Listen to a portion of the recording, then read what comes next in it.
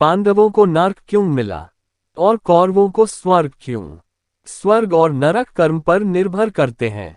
युधिष्ठिर को छोड़कर चारों पांडव और द्रौपदी को नर्क की प्राप्ति हुई, क्योंकि उन्होंने अपने धर्म का पालन सही तरीके से नहीं किया। केवल युधिष्ठिर को ही स्वर्ग की प्राप्ति हुई। कौरवों को स्वर्ग की प्राप्ति इसलिए हुई क्योंकि वह सभी युद्ध में लड़ते हुए।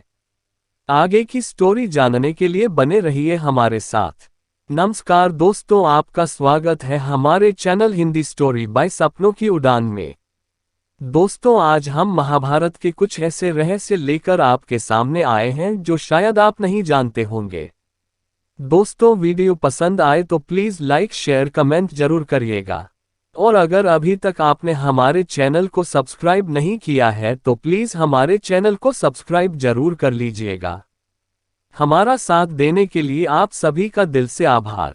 महाभारत की शुरुआत होने वाली थी, तब अर्जुन और दुर्योधन दोनों ही श्री कृष्ण से सहायता मांगने गए। तब श्री कृष्ण ने दुर्योधन को नारायणी सेना और स्वयं दोनों में से एक चुनने को कहा। तब दुर्योधन ने नारायणी सेना तथा अर्जुन ने श्री कृष्ण को चुना। श्री कृष्ण की एक शर्त थी कि वह युद्ध में हथियार नहीं उठाएंगे तथा अर्जुन के सारथी बनकर अर्जुन का मार्गदर्शन करेंगे। महाभारत के युद्ध समाप्त होने के बाद धर्म स्थापना हुई। पांडवों ने 36 साल तक कार्यभार संभाला। इसके पश्चात परीक्षित, जो अभिमन्यु के पुत्र थे, इनको राजपाट संभालकर स्वर्ग की खोज में वानप्रस्थ जाने का निर्णय किया। पांडव मेरु पर्वत पर चले गए, जिसको स्वर्ग की सीढ़ी भी कहा जाता था। जब पांडव स्वर्ग प्राप्ति के लिए जा रहे थे तो एक कुत्ता भी साथ हो गया था। 5 पांडव, द्रौपदी और कुत्ते को मिलाकर 7 लोग हो गए थे।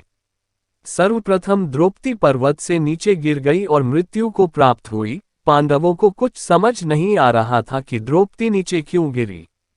इसको तो हमारे साथ स्वर्ग में जाना था। ये कहा जाता है कि द्रौपदी को नर्क इसलिए मिला क्योंकि द्रौपदी का विवाह पांडवों से किया गया था, लेकिन द्रौपदी केवल अर्जुन को ही पूर्णतः अपना पति मानती थी। और जब द्रौपदी को पता चला कि कर्ण भी कुंती की संतान है, तो द्रौपदी के मन में कर्ण के प्रति प्रेम भाव आने लगा। ये सब द्रौपदी के धर्म का हिस्सा नहीं था, इसलिए द्रौपदी को नर्क मिला। इसके पश्चात सहदेव की पर्वत से गिरकर मौत हुई और नरक की प्राप्ति हुई। बाद नकुल पर्वत से गिरे और मृत्यु की प्राप्ति हुई। नकुल को नर्क इसलिए मिला क्योंकि नकुल सबसे सुंदर थे और वह अपने चरित्र के अहंकार में रहते थे। भीम को नर्क की प्राप्ति इसलिए हुई क्योंकि वह खाना खाने के सबसे ज्यादा लोभी थे और वह दूसरों की कमजोरियों का आनंद लेते थे। अर्जुन खुद को दुनिया का सबसे तेज तीरंदाज मानते थे। वह अपने से ऊपर किसी तीरंदाज को नहीं देखना चाहते थे। युधिष्ठिर जब स्वर्ग की सीढ़ी तक पहुंचे तो इंद्र अपने रथ से युधिष्ठिर को लेने आए। युधिष्ठिर स्वर्ग लोक में गए तो वहां पर कौरवों, द्रोणाचार्य, भीष्म सभी को देखकर इंद्र से सवाल पूछा कि मेरे भाई कहाँ हैं।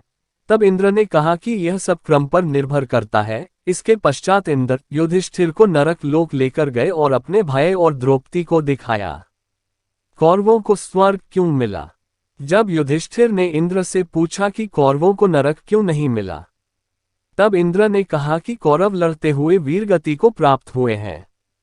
वह युद्ध से हटे नहीं, वह अपने कर्म पर अड़े रहे, इसलिए उन्हें स्वर्ग की प्राप्ति हुई। महाभारत के युद्ध से पहले कृष्ण ने ये कहा था कि जो इस युद्ध में वीर गति को प्राप्त होगा उसको स्वर्ग प्राप्त होगा। सभी कौरवों इस युद्ध में मारे गए, इसलिए उनको स्वर्ग प्राप्त हुआ।